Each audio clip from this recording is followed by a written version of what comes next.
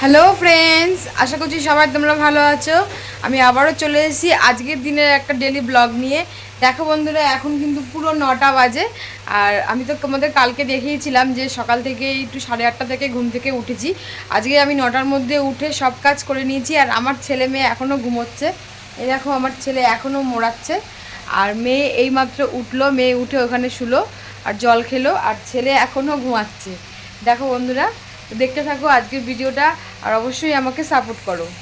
আমি সকাল সকাল আজকে উঠে গেছি, আজকে আর লেট করিনি। সকাল সকালে উঠে আমি সব কাজ করে নিয়েছি। দেখো বন্ধুরা, এই দেখো বাসনও ধোয়া হয়ে গেছে আমার। বাসনও ধোয়া হয়ে গেছে। কালকের জামা প্যান্ট যেগুলো ছিল সেগুলোও আমার ধোয়া হয়ে গেছে। এখন আর ঘর বাড়িও পুরো মোছা হয়ে গেছে। এখন আমি যাচ্ছি বাথরুমে স্নান করতে। আর দেখো বন্ধুরা, আমি আরেকটা কাজ করেছি, সেটা হচ্ছে জল এত গরম আজকে, কিন্তু কালকের থেকে বেশি গরম। আর এই গরমে এই যে জলটা ঠান্ডা থাকার জন্য আমি কি উপায় বার করেছি দেখো, তোমাদের দেখাচ্ছি। এই দেখো বন্ধুরা, জলের বোতলের গায়ে এইভাবে কাপড় দিয়ে পেঁচিয়ে এটা ভিজিয়ে রেখেছি। আর এটা জলটা শুকাবে, মানে এইটা শুকনো মানে শুকিয়ে যাবে আস্তে আস্তে। আর জলটা কিন্তু ঠান্ডা থাকবে, অনেকক্ষণ ঠান্ডা থাকে। দেখো বন্ধুরা, সব কটা বোতলেই আমি এগুলো করেছি। সকালবেলা এই কাজটা কিন্তু খুব একটা বেশি ভাইটাল কাজ, কারণ বাচ্চারা ঘুম থেকে উঠবে, তারপরে এত গরম, তারপরে যেহেতু আমাদের ফ্রিজ নেই, সেগুলো তো আমাদের ভাবতে হবে। আর ঠান্ডা জল খেতে ইচ্ছা করবে, জলের বোতলে জল গরম হয়ে যায়। তার জন্য আমি এই দেখো বন্ধুরা, জলের বোতলে জল ভরে, আর কেনা জলও দিয়ে গেছে আমাকে, মানে আমরা এটাই খাই, কেনা জলটাই খাই, সেটাও দিয়ে গেছে 1 ড্রাম। কিন্তু এই ড্রামে থাকলে গরম হয়ে যায়, সেই জলটা আমি ঢেলে তারপরে বোতলে ভরে এইভাবে করে রাখি। আবার এখন আমি সকালে ভিজালাম, আবার দুপুরবেলার দিকে আর একবার ভিজাবো, বিকেলে একবার ভিজাবো। তাহলে কি জলটা যখনই খাবো তখনই ঠান্ডা থাকবে। তো কেমন লাগলো অবশ্যই কিন্তু কমেন্ট করে জানাবে। দেখো বন্ধুরা, আমি স্নান করে এসেছি আর আমার ছেলে এখনও ঘুমাচ্ছে। স্কুল ছুটি, পড়াশোনার কোনো মানে সিস্টেম নেই, রুটিন নেই, সব কিছু উলটপালট হয়ে গেছে। আর এখনও ঘুমাচ্ছে। আর মেয়ে এখন দাঁত মাজছে। আমি এখন বসবো পুজো দিতে, পুজোটা দিয়ে তারপরে আমি টিফিন করতে যাব। কালকে আমার একটু দেরি হয়ে গেছিলো টিফিন করতে, পুজো দিয়ে উঠতে উঠতে, রান্না করতে আমার প্রায় 12টা বেজে গেছিলো রান্নাঘরে ঢুকতে। মানে তাও আমি স্নান টান করেই করেছি, বেশিরভাগ আমি সেটাই করি। স্নান করে পুজোটা দিয়ে তারপরে যদি আমি কোনো কাজ করি, দরকার হলে রান্না করে, যদি খুব কষ্ট হয় আর একবার গা ধুয়ে নিই। কিন্তু পুজোটা দিয়ে দিলে আমার একদম মাথা থেকে টেনশনটা চলে যায়। তারপরে এমনিতেই গোপাল, তারপরে আবার বাচ্চা, এই মানে এই এত চাপ, তার মধ্যে যদি সকালে গোপালকে খেতে দেওয়া হয়ে যায়, পুজোটা দেওয়া হয়ে যায়, তাহলে আমার মনটাও ভালো থাকে আর আমার মাথাটাও ঠান্ডা থাকে। তা আমি এখন গোপালকে দেবো, খেতে দেবো, মানে পুজো দেবো। তারপরে আমি ছেলে মেয়েকে খাওয়াবো, আমি খাবো, টিফিন করতে যাব। তা আগে আমার গোপাল, তারপরে সবাই। পুজো দিয়ে উঠলাম, পুজো হয়ে গেছে। এখন যাচ্ছি রান্নাঘরে ঢুকবো। আজকে জলখাবার করব। কালকে তো তোমরা দেখেছো আগের দিনের ব্লগে, কালকে তো আমি পান্তা ভাত খাইয়েছিলাম বাচ্চাদেরকে। আর আজকে সেটা করবো না, আজকে নেইও।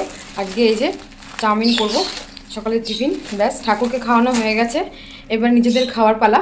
তো আমি চলে আসলাম রান্নাঘরে। এখন চাউমিনটা করার জন্য সব যা যা করার সেগুলো করাই, মানে আগে জলটা বসাই, তারপরে একটু আলু কাটবো, পেঁয়াজ কাটবো। আর এই যে ডিমও নিয়ে এসেছি, 2টো ডিম মেখে দিয়েই আনিয়েছি।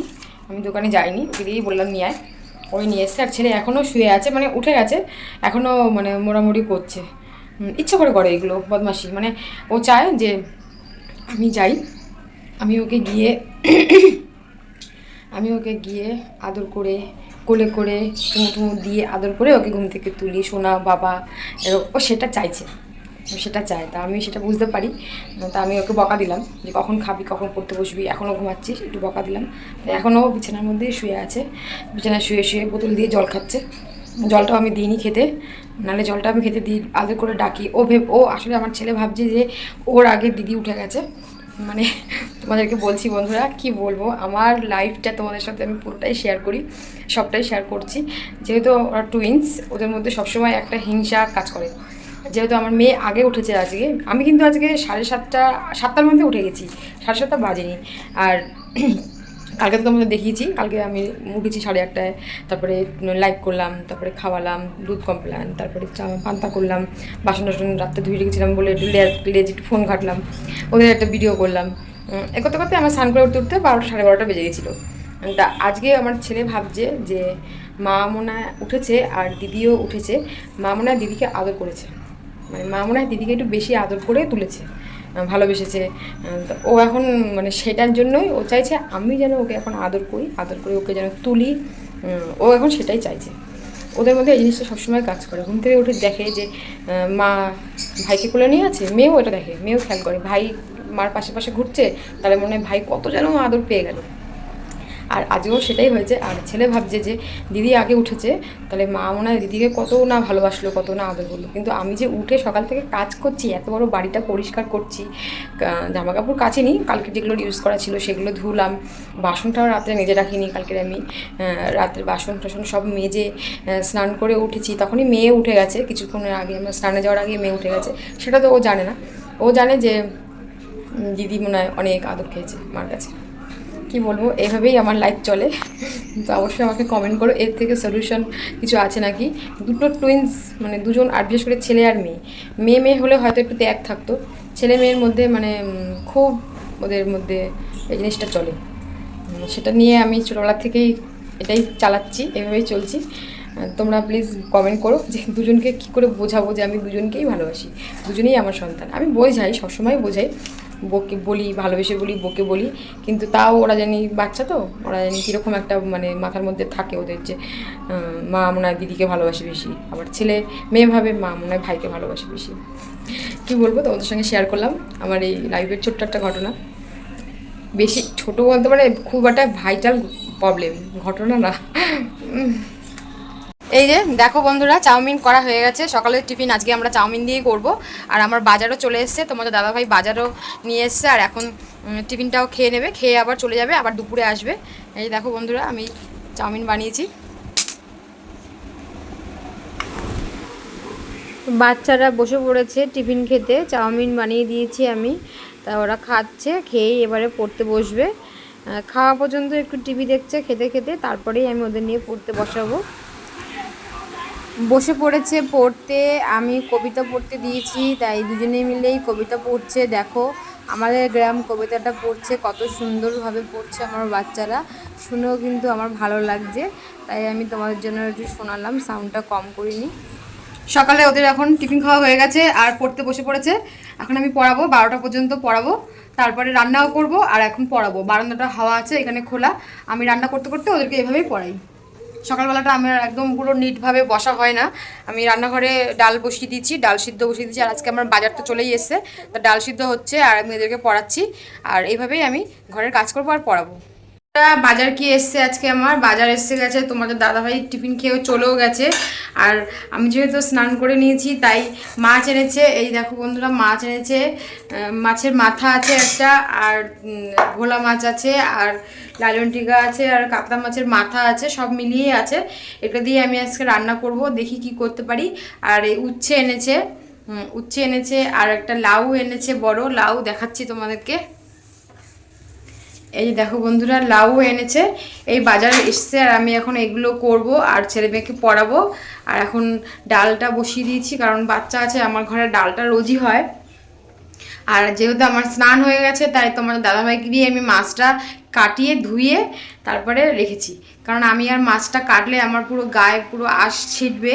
তাই জন্য বললাম যে আমার যখন স্নান হয়ে গেছে, তুমি এসছো, টিফিনটা খেয়ে আমার এটা করে দাও। তা সেটা করে দিয়ে ও চলে গেল। রান্না হচ্ছে এদিকে, আর আমি এদিকে দেখো বন্ধুরা, তরমুজ নিয়ে বসে পড়েছি বাচ্চাদের নিয়ে। এই যে আমার ছেলে, মেয়ে এদিকে আছে, মেয়ে এই যে পাকা বুড়ি। এখন তরমুজ রান্না, ওদিকে আমি মাছের ঝোল বসিয়ে দিয়েছি। আর এই যে তরমুজ দিয়ে আমি এখন শরবত করব, শরবত করে ওদের দেবো খেতে। তো শরবতটা করি, দেখেছি এটা শরবতটা করা কীরকম। এইভাবে তরমুজ ঘষে ঘষে শরবত করে, আমি সেটা ফোনে দেখেছি। আর আমার বাচ্চারাও আমাকে বলছে যে মা আমাদের একটু তরমুজের রস করে দাও, মানে শরবত করে দাও। তা আমি ওদেরকে ফোনটা দিলাম, বললাম ভিডিও কর, আর আমি এইভাবে রসটা করছি। এভাবে ঘষে নিয়ে তারপরে ছেঁকে একটুখানি সামান্য চিনি আর একটু বিট নুন দিয়ে গ্লাসে করে দেব। ওরা খুব ভালো খাবে, আর আমারও ভালো লাগবে। এত গরমে এগুলো খাওয়া খুবই মানে ভালো। তো বন্ধুরা, রান্না প্রায় আমার হয়েই গেছে। এটা হচ্ছে কাতলা মাছ এনেছিল, তোমাদের তো আমি আগেই বললাম। কাতলা মাছ আলু দিয়ে বেশ সুন্দর রসা রসা রান্না করছি। আর কয়েক পিস ভোলা মাছ ছিল, সেই ভোলা মাছটা এখানে একটু ঝাল করলাম। আর ডাল তো আমার অলরেডি আগেই হয়ে গেছে, এটা হয়ে গেছে, এটা এখন নামিয়ে দেবো আমি। তো আমি দেখালাম কি কি রান্না করেছি।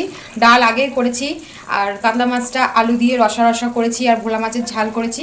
বাচ্চাদের জন্য ভোলা মাছ ভেজে তুলে রেখেছি, আর ডাল যেহেতু করেছি। আর কাতলা মাছটা অনেকটা বড় মাথা হয়, কাতলা মাছের অনেকটা বড় মাছের মাথা, সেটা দিয়ে আমি একটু ডাল করেছি। ডালটাও তোমাদের দেখাচ্ছি বন্ধুরা, দেখো। আমার বাচ্চাদের খেতে অসুবিধা হবে না। এই যে মাছের মাথা দিয়ে আমি ডাল করেছি, এটা আমার বাচ্চারাও ভালোই খাবে। আর মাছ ভাজা তুলে রেখেছি, আর এই মাছের মাথাটা একটু মানে ধুয়ে ঠুয়ে দেবো, যদি খেতে পারে তাহলে খাবে। মেয়ে খেতে পারবে, ছেলে মনে হয় পারবে না, তবুও দেবো। কেননা মাছের মাথা রান্না করতে গেলে এগুলো একটু ঝাল দিয়েই ভালো লাগে, না হলে খেতে পারা যায় না। তো আমি একটু ঝাল দিয়েই করেছি, তার জন্য আমার ডালও আছে, চিন্তা নেই বাচ্চাদের জন্য। আর মাছ ভাজাও আমি রেখেছি। তো এটা আমার হয়ে গেছে, এবার আমি ভাত বসাবো।